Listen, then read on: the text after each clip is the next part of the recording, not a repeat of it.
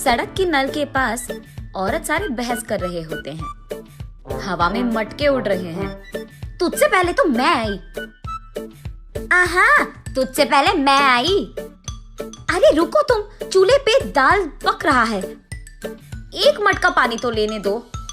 अरे तुम रुको, वहाँ झूले में मेरा बेटा रो रहा है। अरे निकलो, तुम्हारी कहानियाँ। चूल्हे पे दाल पक रहा है तो मैं क्या करूँ, और झूले में बच्चा रो रहा है तो मैं क्या करूँ। ऐसे उन दोनों औरतों को बगल में धकेलकर तीसरी औरत नल के पास आकर उसका मटका भर देती है। इतने में वही बगल में आमने सामने घरों में रहने वाले मंदाकिनी और मंगतायरू उनके अपने अपने मटके लेकर वहाँ आते हैं। एक दूसरे को देखते ही वो दोनों गुस्से से लाल हो जाते हैं। मंगतायरू और मंदाकिनी दोनों सास बहू हैं और दोनों एक ही घर में रहते थे। मंदाकिनी मंगतायरू से बहुत लड़कर उसके पति को मनाकर अपनी सास के घर से बाहर आ जाती है। दोनों का अतीत उनके सामने आता है। एक मटका पानी लाने के लिए इतना नाटक करती थी। जब भी कुछ काम बोलूं, यहाँ दुख रहा है, वहाँ दुख रहा है कहती थी। और अब देखो, मेम साहब सुबह ही उठकर मटका में पानी भरने नल के पास आ रही है। सुबह उठते ही सारे पकवान को भैंस की तरह खाती रहती है, चीजों को यहाँ से वहाँ तक नहीं लगाती है। लेकिन अब देखो, भैंस चल के आ रही है मटके पानी के लिए। ऐसे एक दूसरे को कोसते हुए वो दोनों नल के पास आते हैं। सबसे पहले मंगतायरू पानी के लिए उसकी मटका नल के नीचे लगाती है। लो, आ गई भैंस। आते ही अपना मटका लगा दिया इसने नल के नीचे, जैसे इसका बाप का जागिर हो। ऐसे उसका मजाक उड़ाकर मंगतायरू की मटके को एक जोर का झटका देती है। बस मटका ऊपर उड़कर नीचे गिरता है। बाप रे, कितनी घमंडी है ये। मेरे ही बेटे के पैसे खाते हुए मुझे भैंस कह रही है, और ऊपर से मेरे ही लटके को लात मारा तुमने। ऐसे कहते हुए मंदाकिनी की मटके को भी जोर का झटका देती है मंगतायरू। मैं तुम्हारे बेटे के पैसे नहीं खा रही हूँ, तुम ही मेरे पति के पैसे खा रहे हो। मेरे सारे बनाए हुए पकवान को सुबह से रात तक खाती रहती है तो भैंस की तरह ही दिखेगी ना। भैंस कहीं की मेरे ही मटके को लात मारती है। कितनी घमंडी है तू। मटके को ही नहीं, अगर मेरी सटकी ना, तेरे को भी मारूंगी, समझी?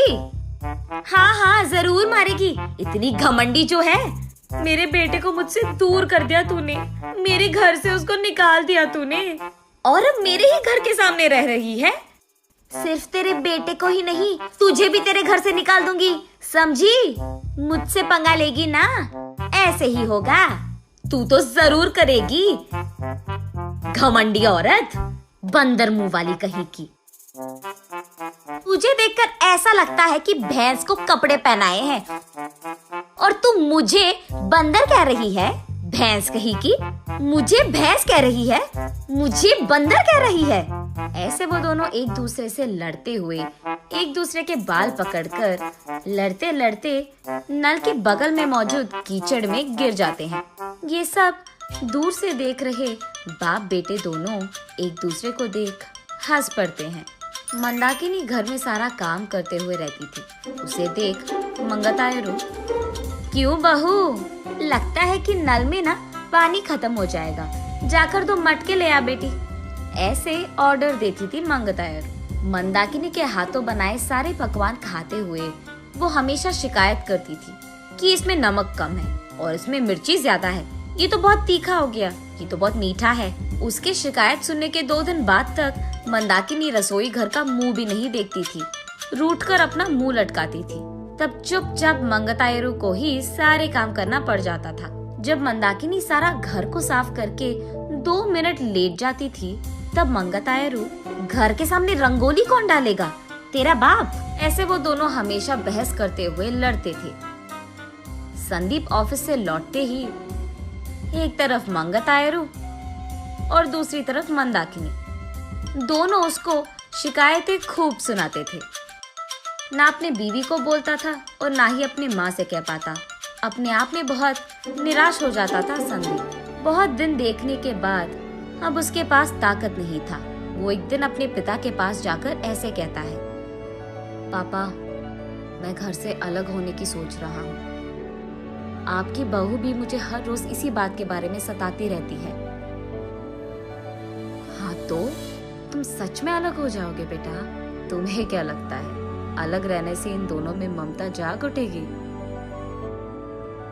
ममता और प्यार भले ही बाहर ना आए, लेकिन इन दोनों को इतना तो समझ आएगा कि एक दूसरे के बिना अपने अपने घरों में अकेले रहते हुए, सारे काम अकेले करते हुए कितना मुश्किल है।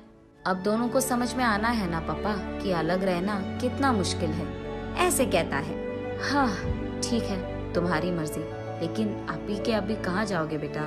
मैं कहाँ जाऊंगा, हमारे घर के एकदम सामने जो घर है उसमें किराए पे रहूंगा।